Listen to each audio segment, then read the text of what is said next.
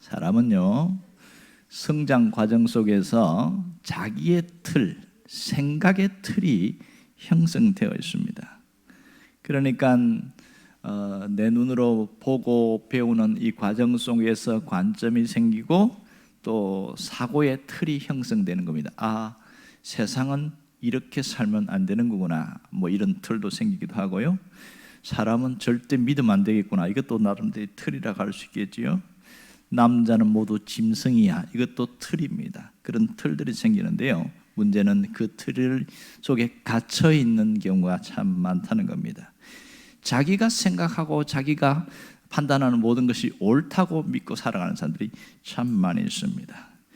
근데 그것이 올바른 것이면 참 좋은데요, 나무가 이렇게 삐딱하게 이렇게 자라듯이 왜곡된 자기 틀을 갖고 모든 것을 판단할 때 때로는 안타까울 때가 있습니다. 왜냐하면 어떤 사람은 파란 안경을 쓰고 모든 사람들을 바라봐요. 어떤 사람은 빨간 안경을 쓰고 바라요. 이게 자기 틀이거든요. 그런데 그것이 맞다고 주장을 하는데 틀린 게 참 많습니다. 그런 때 우리는 고집이 너무 세다, 이렇게 얘기를 합니다. 어떤 분이 실험을 한 걸 봤는데요, 유리컵이 하나 있어요. 아주 큰 유리컵인데 거기다가 벌을 하나 집어넣었어요. 몇 마리를 집어넣었죠. 그리고 유리컵 밑에를 딱 닫았어요. 이 벌들이 살아나려고 막 발버둥을 치는데 갈 수가 없는 겁니다. 그런데 그 실험이니까 그 빛을 멀리서 쫙 한쪽으로 쏘았어요.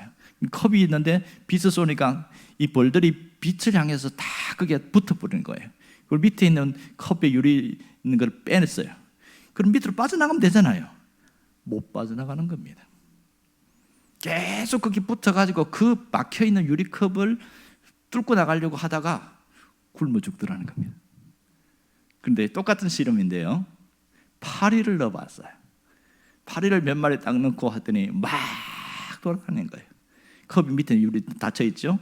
그리고 똑같이 빛을 쫙 쏘고 밑에 받침을 싹 뺐어요. 그랬더니 밑에는 뚫려 있잖아요. 막 돌아다니는 파리가 순식간에 나가버리더라는 겁니다. 아니, 왜 벌은 붙어 있고 파리는 나가냐? 벌은 빛을 좋아해서 거기가 자기 것인 줄 알고 거기에 있는가 하면, 파리는 별로 빛을 좋아하지 않는답니다. 자기 마음대로 있는 걸 좋아한다는 거예요. 희한하지요.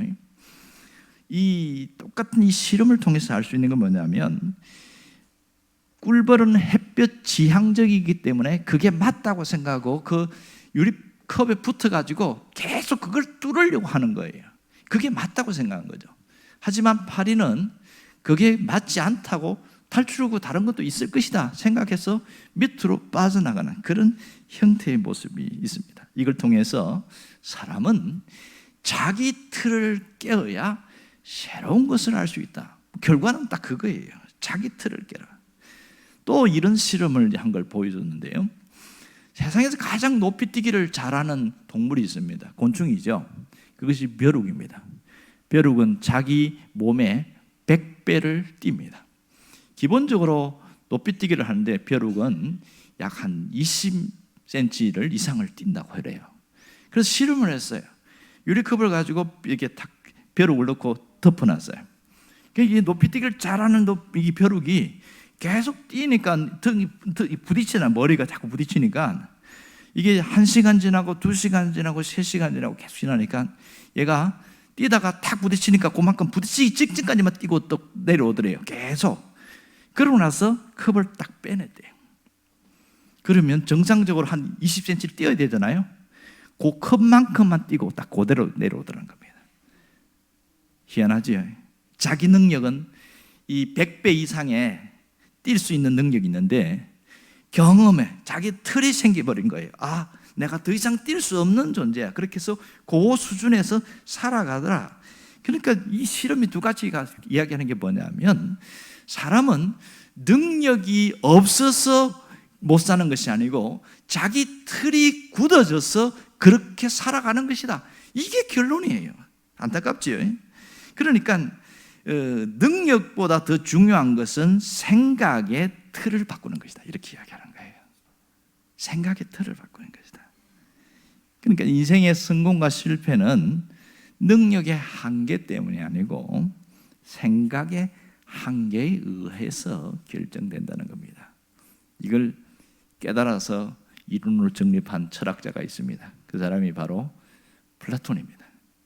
플라톤은 생각의 한계를 깨트려야 새로운 세계를 볼 수 있다고 그렇게 정립을 해서 아주 특별한 이론을 만들었습니다. 거기서 이데아 이론입니다. 이데아 이론을 어떻게 생각하냐면 동굴 비유를 통해서 설명을 하는 겁니다.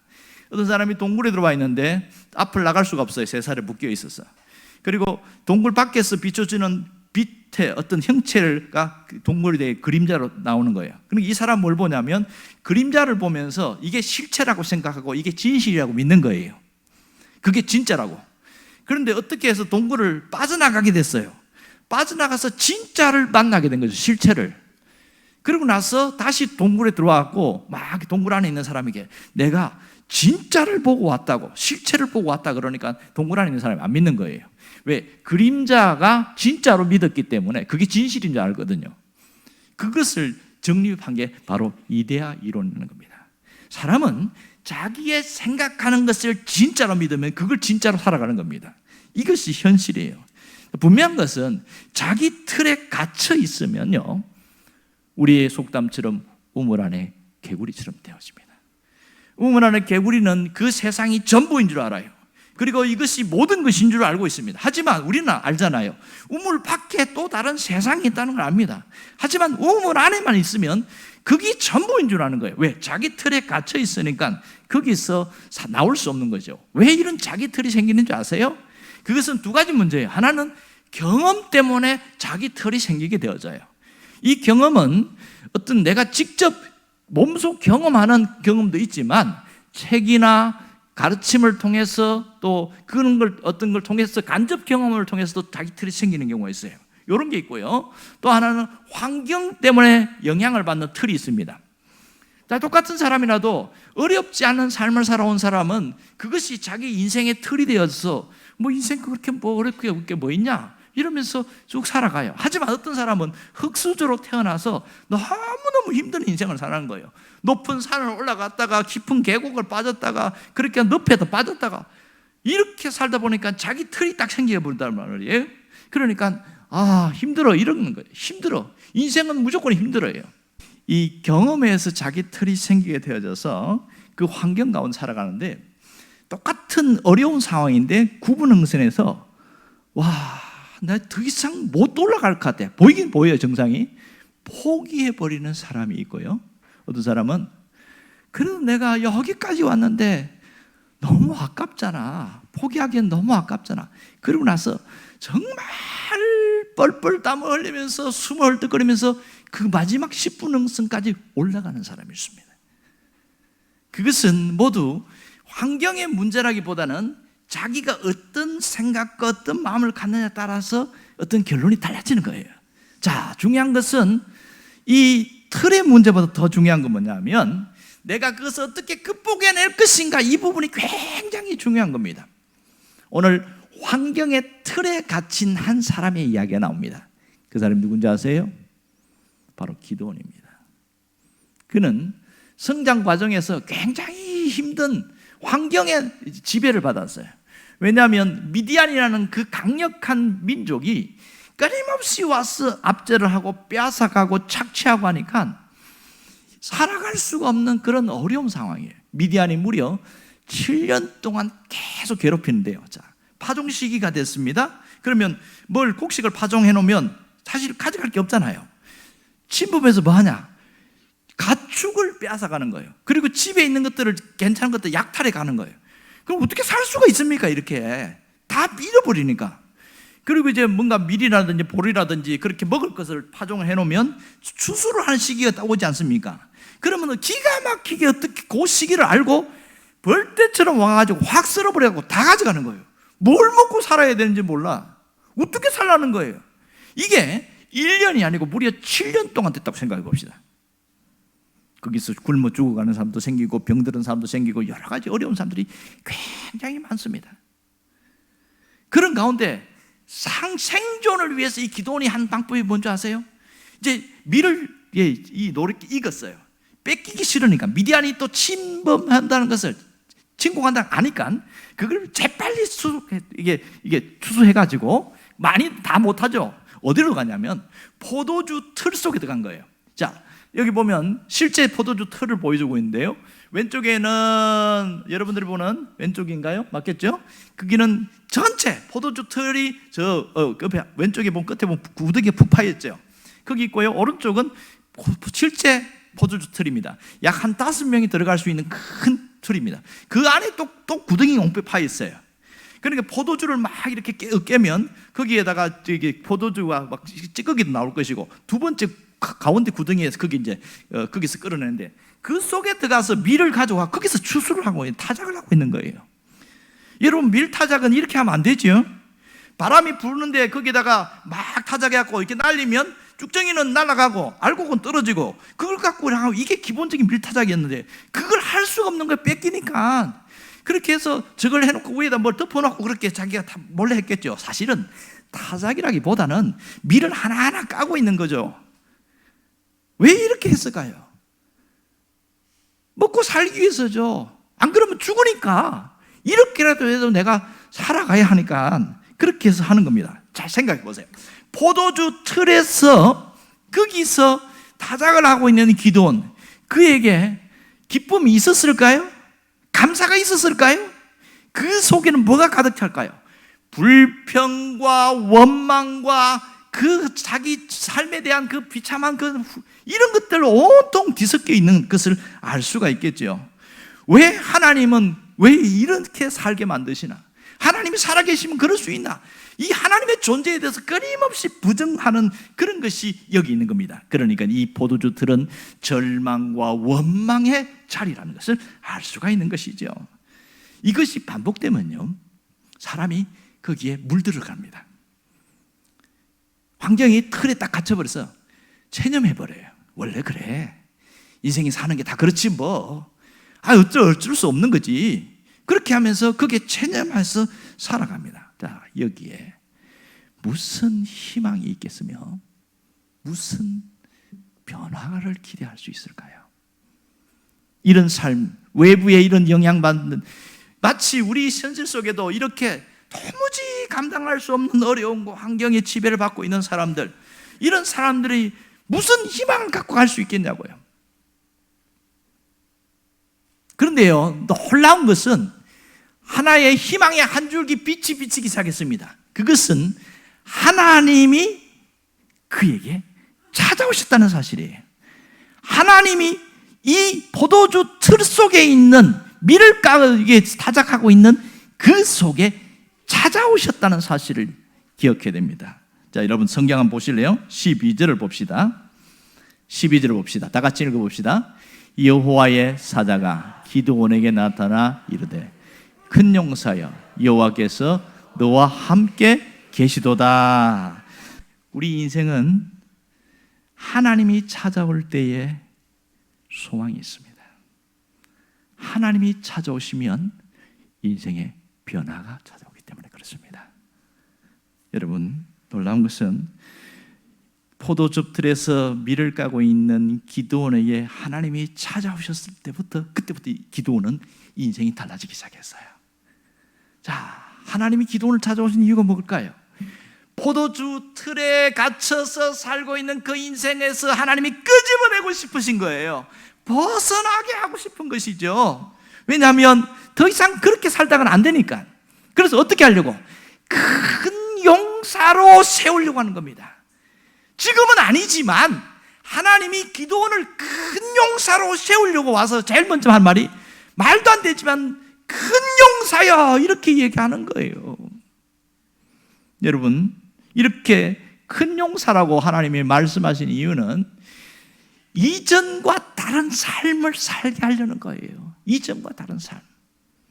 또한 자기의 정체성을 발견해서 강한 자, 승리자로 살아가게 하려고 하나님이 기드온을 찾아오셨습니다.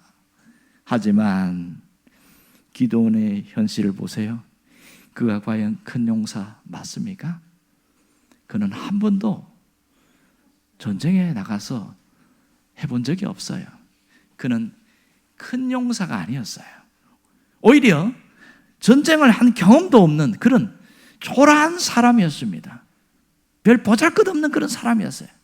근데 이런 사람에게 큰 용사라고 얘기할 때에 기드온이 그걸 아멘하고 받아들였을까요? 안 했을까요? 못했어요. 똑같은 거예요. 왜냐하면 이 기드온에게는 하나님에 대해서 엄청 부정적인 생각이 많이 있었어요. 하나님이 오해하고 있는 거예요. 아니, 하나님이 살아계시면 어떻게 이럴 수가 있냐? 이건 하나님 우리를 버리신 거다. 이렇게 얘기하는 거예요. 직접 이 하나님이 천사에게 직접 이렇게 합니다. 하나님이 살아계시면 그럴 수 있습니까? 우리가 이렇게 압제당하고 고통당할 수 있습니까? 하나님이 버리신 것이죠. 이렇게 하니까 할 말이 없는 거잖아요. 그런데요, 자 보세요. 13절 함께 볼까요? 이제 여호와께서 우리를 버리사 미디안의 손에 우리를 넘겨주셨나이다. 이렇게 하는 거예요. 이게 눈앞에 보이는 현실이죠. 하나님 버렸기 때문에 이렇게 고통과 압제를 당한다, 이런 뜻이거든요. 그런데요, 하나님이 버린 게 아니라고 말합니다. 하나님이 버린 게 아니라 그들이 하나님을 버렸기 때문에 이렇게 되어진 거죠. 기도는 나중에 깨닫습니다.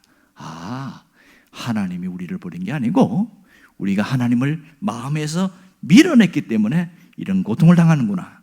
실상 기도원의 아버지가 제사장입니다. 어떤 제사장인지 아세요? 우상 바알의 제사장이었어요.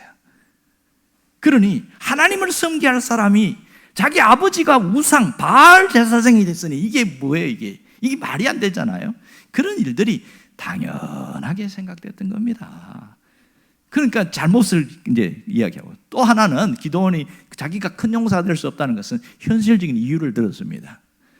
저는 환경적으로 나는 큰 용사가 될 수 없습니다, 불가능합니다, 막 이런 얘기를 하는 거예요. 자, 15절을 보세요. 자, 스크린 보시면 나옵니다.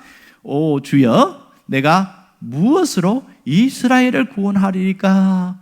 보소서, 나의 집은 므낫세 중에서 극히 약하고 나는 내 아버지 집에서 가장 작은 자니다. 이렇게 말합니다.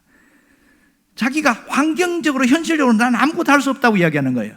그러니까 12지파 중에서 므낫세 지파가 그 중에는 가장 약해졌어요. 지금 이 당시는 약했어요. 지파 자체도 약해. 그런데 그 지파 중에서 자기 아버지 집에서 가난하고 어렵고 힘들게 산다는 거예요.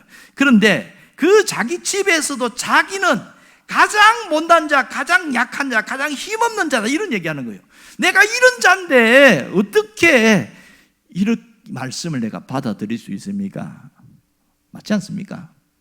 돈이 있어야 일을 하죠. 건강이 있어야 일을 하죠. 뭔가 재능이 있고 능력이 있어야 일을 하죠. 나 아무것도 없어요. 그럼 나보고 어떻게 하라고 그러는 거예요? 맞는 말 아니에요? 그런데요, 하나님이 물러서지 않습니다. 물론 천사로 하는 말씀이지만 뭐라고 이야기합니까? 16절에 뭐라고 그래요? 내가 반드시 너와 함께 하리니, 다 같이요. 내가 미디안 사람 치기를 한 사람 치듯 하리라. 그 위에 뭐라고 그랬습니까? 내가 반드시 너와 함께 하리니. 이게 하나님 오늘 우리에게 주시는 강력한 메시지입니다. 하나님 어떤 분입니까?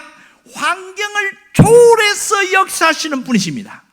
하나님은 환경을 초월해서 역사하는 분이심을 믿으시기 바랍니다.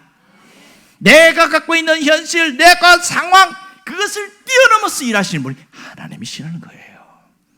정말 하나님은 환경을 초월해서 역사하는데요, 말도 안 되는 전쟁을 하게 하십니다. 지금 미디안의 연합군들이에요. 13만 5천 명이 막 모였어요. 숫자를 보니까 바다의 모래처럼 막 바글바글 한 거예요. 그런데 전쟁에 나가는데 사람들이 오긴 왔는데 말도 안 되게 왔어요. 약간 3만 2천 명 왔는데 하나님 너무 많다는 거예요. 아니 13만 5천 명과 싸우는데 3만 2천 명은 너무 많다는 거예요. 그래서 또 출연했어요. 그것도 많대. 그래 나머지 몇 명 남은지 아세요? 300명 남았어요. 이 사람과 어떻게 전쟁합니까? 내가 시키는 대로 해라. 그렇게 하나님이 희한한 방법을 주셨는데요, 야, 너 갖고 있는 칼 다 버려. 그럼 뭘로 싸워요?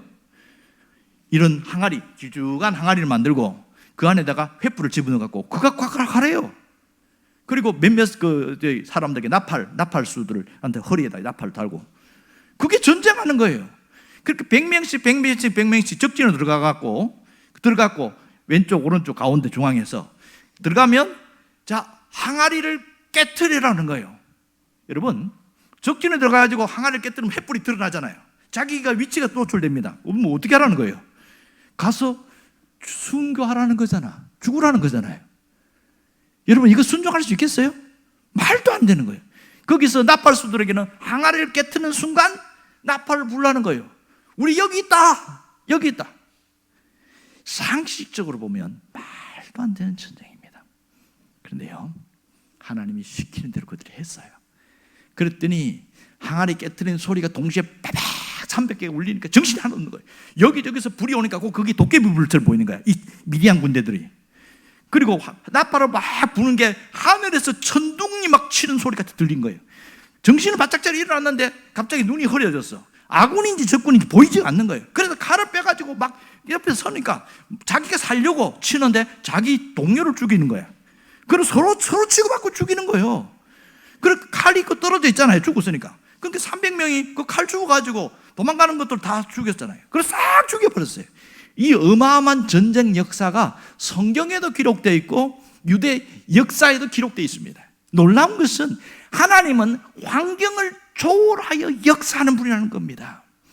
여기서 중요한 것은 그걸 믿는 거죠.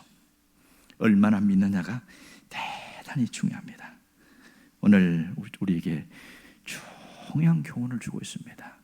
특별히 잘못된 자기 틀에 갇힌 인생, 자기 틀 아래 갇힌 인생이라 할지라도 하나님이 찾아오신다는 겁니다.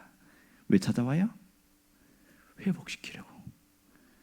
하나님이 찾아오는 이유는 초라한 삶에서 회복된 삶으로 가게 하려고, 불행한 삶에서 행복한 삶으로 살아가게 하려고 하나님이 찾아오신다는 거예요.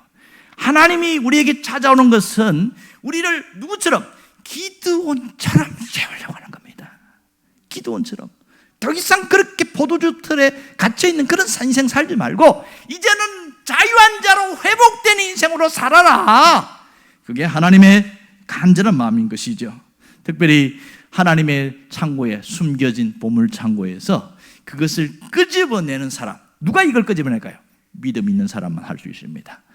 숨겨져 있는 하나님의 보물 창고를 믿음을 통해서 열고 큰 용사로 세우려는 하나님의 놀라운 계획이 여기에 있는 겁니다.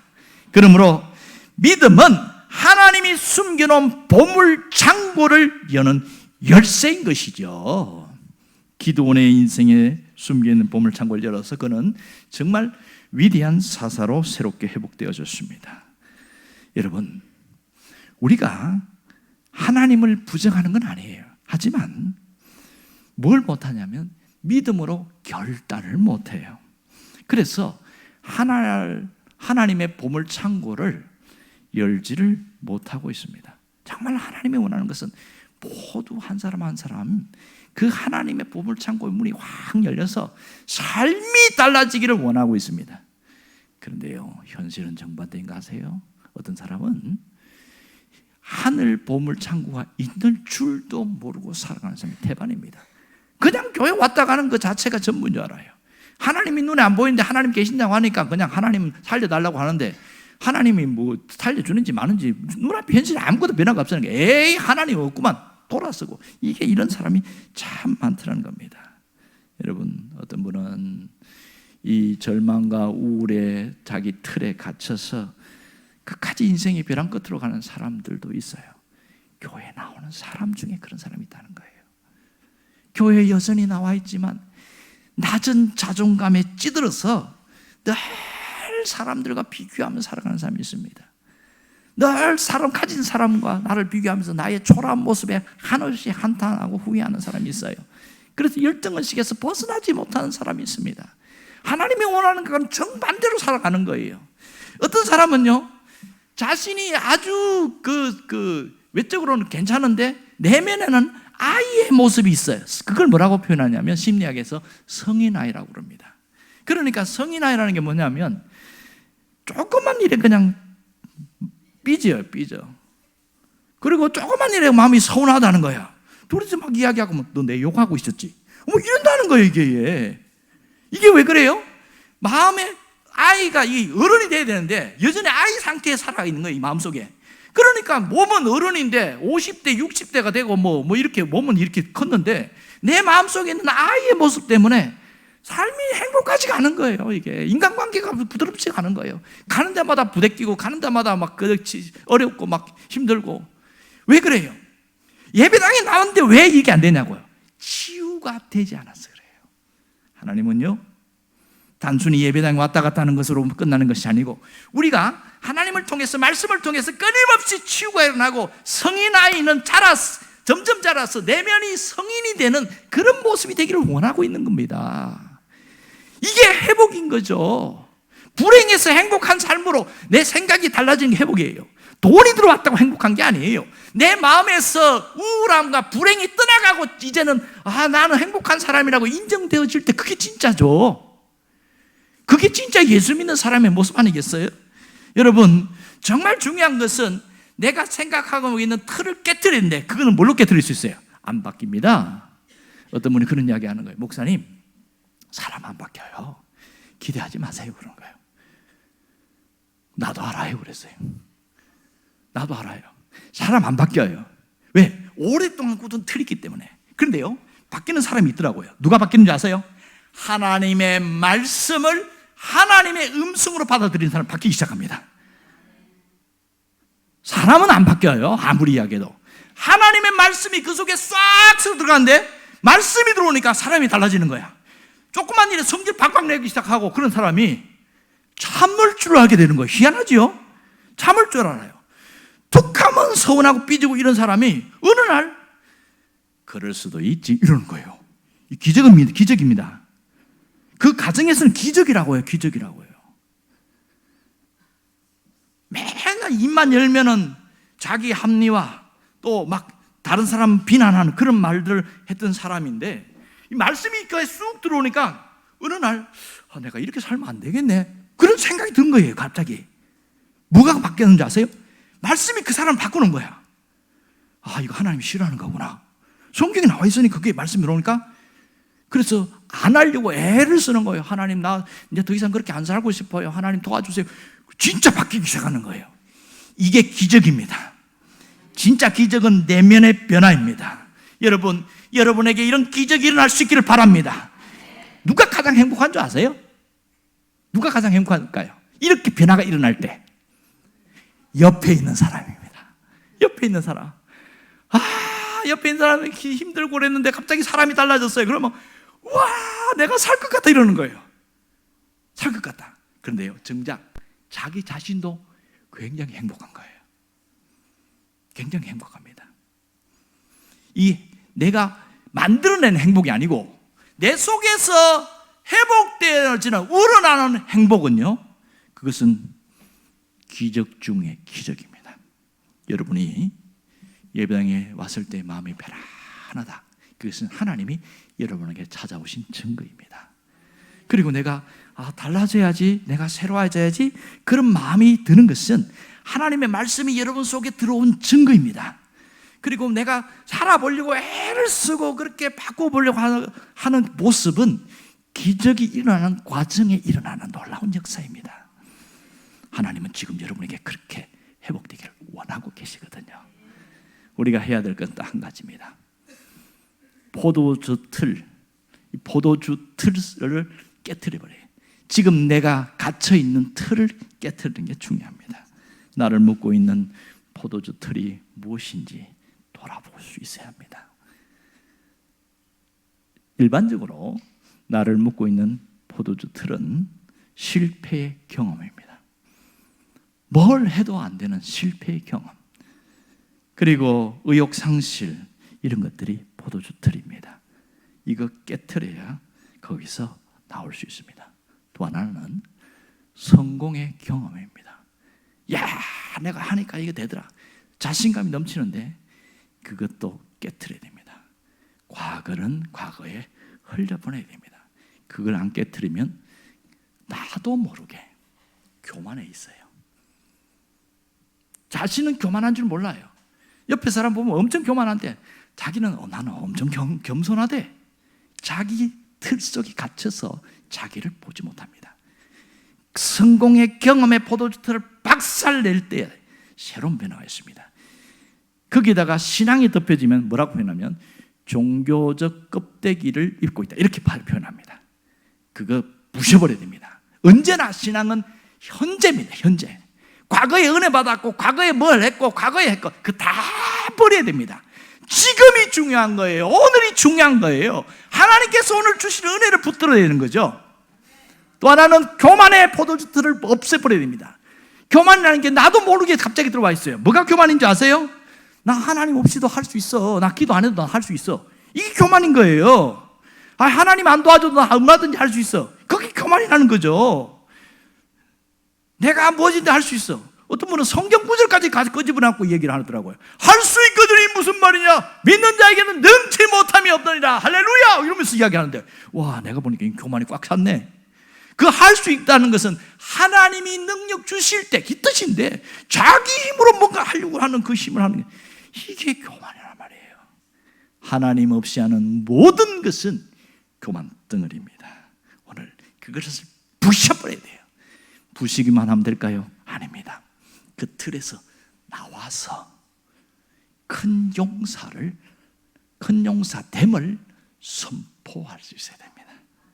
큰 용사. 지금은 아니지만 하나님이 나를 큰 용사로 세우려고 말씀하고 있습니다. 그렇다면 나도 받아들여야 되잖아요. 반응할 수 있어야 되잖아요. 하나님이 너는 큰 용사야 이렇게 하는데, 하나님 나 아닌데요? 나 돈도 없고요, 나 가진 것도 없고요, 나 아무 거 아닌데요? 이런 사람은 될 수가 없는 거예요. 지금은 아니지만 마치 기도원처럼 말입니다. 하지만 큰 용사를 세우려는 하나님의 비전, 하나님의 계획을 믿음으로 받아들이고 반응하는 게 중요한 것이죠. 하나님 나 이제부터 큰 용사 될게요. 큰 용사로 살아갈게요. 그 결단부터가 그렇게 새로운 변화가 일어나는 겁니다. 여러분 이번 한 주간 눈 뜨면 나는 큰 용사다, 나는 큰 용사다, 그렇게 세 번씩 한번 외쳐볼 수 있기를 바라요. 세 번 부족한 사람은 10번 외쳐도 아무도 뭐라 하지 않습니다. 그래서 내가 큰 용사됨을 갖고 살아가면 어떻게 될까요? 보는 게 달라져요. 다른 사람이 나를 보는 것도 달라지고 내가 사는 환경을 보는 것도 달라지고 달라지게 되어집니다. 이전과 다른 삶을 살기를 원한다면 큰 용사 비전을 가지고 새롭게 출발할 수 있기를 간절히 바랍니다. 하나님은 그렇게 역사하신다는 거예요. 여러분 다시 한번 외쳐봅시다. 나는 큰 용사다. 세 번 시작.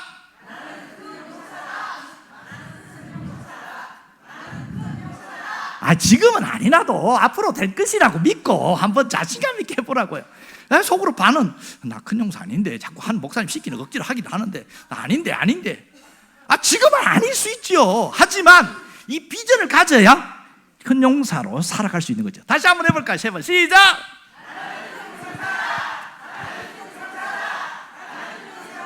네, 감사합니다. 여기에 큰 용사가 나올 것 같아요. 큰 용사는 하나님이 책임지시고요, 하나님이 입히시고요, 하나님이 해결하십니다. 네, 과외 얘기할게요. 기도원 얘기를 보세요. 그는 초라한 사람이었지만 나는 큰 용사라고 외치기 시작하면서 그러면 끊임없이 눈앞에 현실에 막히는 거예요. 하나님 어떻게 주 사람 어떻게 싸워요? 아니야, 내가 함께 할 거야. 그러니까 야 그럼 적진에 가봐. 그랬더니 꿈 이야기 하는 거예요. 야 꿈이 있는데 이상한 막 돌덩어리가 흘러가고 확 다 부셔버리더라. 그게 기도원의 얘기거든요. 하나님이 큰 용사라는 비전을 딱 가지는 순간부터 그때부터 하나님이 일을 하시기 시작하는 겁니다. 환경에 지배받지 말고 현실에 지배받지 말고 하나님의 말씀을 붙들 수 있기를 바랍니다.